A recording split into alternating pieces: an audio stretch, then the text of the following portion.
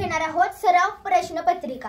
पण बघा आज आपल्या चॅनलचं नाव होतं विराज क्लासेस, पण आता ते बदललं आहे आणि ते नाव झालेलं आहे विराज नवोदय स्कॉलर अकॅडमी। तर आज आपण सराव पेपर बघणार आहोत। तर त्या सराव पेपर मधला पहिला प्रश्न आहे बघा। तर प्रश्न काय दिलेला आहे तर 57, 49, 432 या संख्येत हजार व शतक स्थानांवर अनुक्रमे कोणता अंक येईल? तर इकडून आपण मोजणार आहे का हजार असं एकक दशक, तर आपण डाव्या साईडून मोजायला स्टार्ट करतो। म्हणजे सगळ्यात आधी आपण ही संख्या लिहूया। तर ह्या संख्येत हे एकक आहे, हे दशक, हे शतक आणि हे हजार आहे। तर काय सांगितले, हजार आणि शतक स्थानांवर अनुक्रमे कोणता अंक येईल? म्हणजे हजार आणि शतक कोणता अंक आलेला आहे? 9 आणि 4 अंक आलेले आहे। म्हणजे ह्याचं उत्तर काय येणार आहे?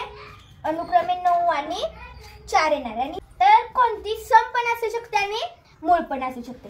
सम म्हणजे काय तर त्या संख्येला भाग जातो, म्हणजे 2 ने किंवा त्या संख्येला भाग जातो।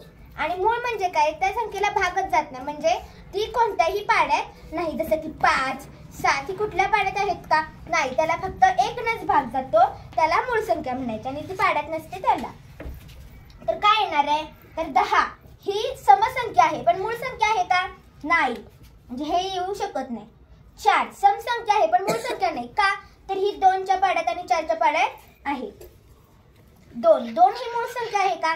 आहे, कारण ती कोणत्याही पाड्यात ही समसंख्या आहे आणि ती मूळ संख्या सुद्धा आहे, कारण ती बे एक्के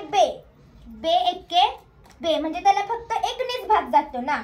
आणि 100 ही समसंख्या आहे पण मूळ नाही। 100 हे सर्व पाड्यात असते, त्यामुळे ह्याचं उत्तर येणार आहे 2 ही सम आणि मूळ संख्या आहे। विभाजक म्हणजे काय तर अवयव, म्हणजे 54 ही संख्या कोणत्या पाड्यात आहे?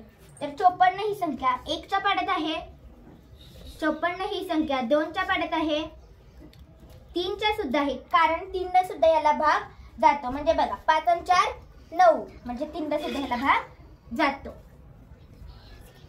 4च्या नाही,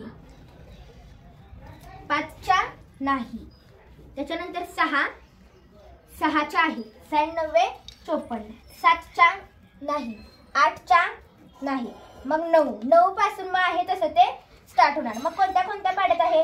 1 2 3 6 54 27 18 9 कसं 1 2 3 6 कॉमा दिला तरी चालतं, 9 18 27 आणि 54 कळालं? त्याच्यानंतर तिसरा प्रश्न बघा, 7/12 3/12 5/12 6/12 या अपूर्णांकाचा योग्य चढता क्रम लावायचा आपल्याला। चढता क्रम म्हणजे काय तर मोठ्यापासून लहान्यापर्यंत, म्हणजे उतरता क्रम म्हणजे काय तर 100 पासून ज्या आतल्या संख्या असतात त्यांना उतरता क्रम, म्हणजे 98 99 76 72 हे आलेला आहे आपला उतरता क्रम। छेद आणि अंश दोन्ही समान असेल तर बघा 7 3 5 आणि 6, त्याच्यामध्ये पहिला कोणता येणार आहे? 3, त्याच्यानंतर काय येणार आहे? 5 येणार आहे, कारण की 3च्या पुढच्या संख्या घ्यायच्या। आता जर इथं आपण 6 घेतलं तर 6च्या आधीची संख्या 5 येते ना, पण म्हणून आपण या पुढच्या संख्या घ्यायच्या। 5 6 7 आणि त्याच्या खाली आपण छेद घ्यायचा 12। तर ह्याचं उत्तर काय येते? 3/12 5/12 6/12 आणि 7/12। त्याच्या 77/5 या पूर्णांकाचा पूर्णांकयुक्त अपूर्णांक करायचा। पूर्णांक युक्त अपूर्णांक, ह्या संख्येचा आपल्याला काय करायचंय तर पूर्णांकयुक्त अपूर्णांक करायचंय। म्हणजे काय करावं लागणार, इथे असणारे आपला पूर्णांक, इथे अंश आणि इथे छेद। तर पूर्णांक कसा लिहायचा, तर हा छेद आहे की नाही, या छेदच्या लाईनच्या खालचा तो छेद आहे तसा हा अंक तिथे आपल्याला लिहायचा आहे। लिहिला. त्याच्यानंतर 5 ला आपण भाग घालवायचा आहे. बघा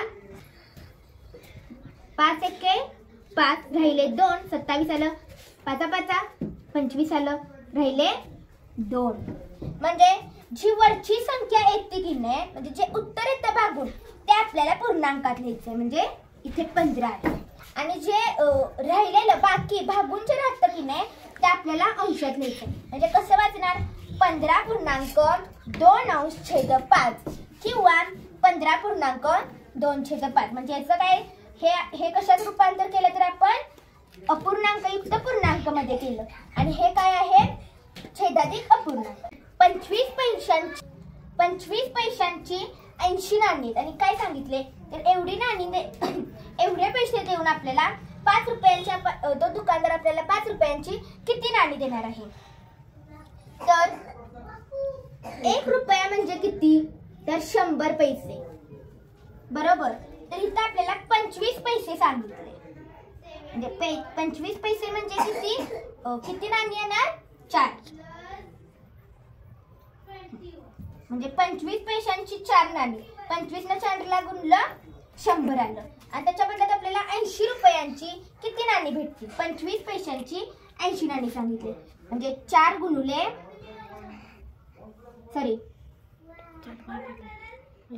80 भागिले आपल्याला 4 करायचे. म्हणजे किती आलं, 20 आलं. का केलं तर 25 पैशांची 80 नाणी. 25 पैसे म्हणजे 4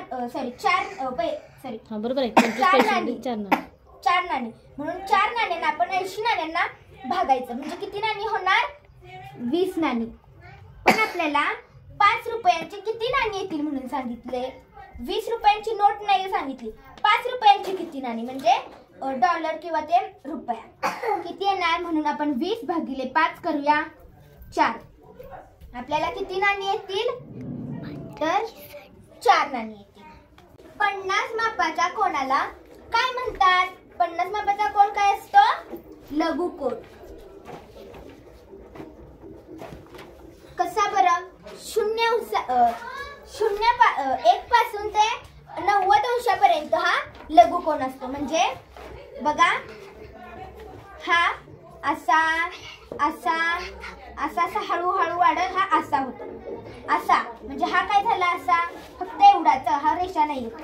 काय झाला तर हा काटकोन झाला. पण तिच्या आतली कोण कोणती आहेत तर लघुकोन आहेत. काटकोन हा 90 अंशाचा असतो आणि 90 अंशाच्या खाली जो कोण असतो की नाही तो आपला लघुकोन असतो. आजचा व्हिडिओ तुम्हाला आवडला असेल तर लाईक, सबस्क्राईब आणि शेअर करायला विसरू नका. थँक्यू.